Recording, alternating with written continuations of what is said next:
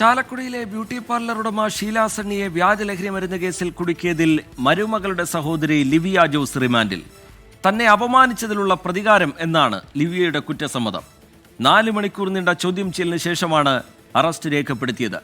എന്നാൽ ലിവിയെ അപമാനിച്ചിട്ടില്ല എന്ന് ഷീല സണ്ണി പ്രതികരിച്ചു.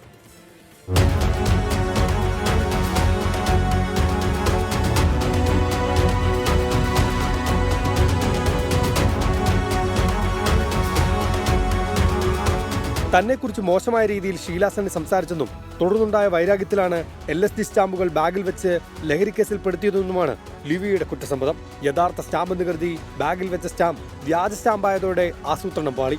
അവരെ കേസിൽ കൊടുക്കുന്നതിന് വേണ്ടിയിട്ട് ലഹരി സ്റ്റാമ്പാണ് അവർ വാങ്ങിച്ചത്. അത് വ്യാജമായി പോയി. മോട്ടീവ് അവരുടെ ഇഷ്യൂസാണ്, അവരുടെ ഫാമിലിയുടെ ഇടയിലുണ്ടായ ഇഷ്യൂസ്, പിന്നെ ഇവളെ പേഴ്സണലായിട്ടുള്ള ഇവൾക്ക് നേരെയുള്ള ഹറാസ്മെന്റ്.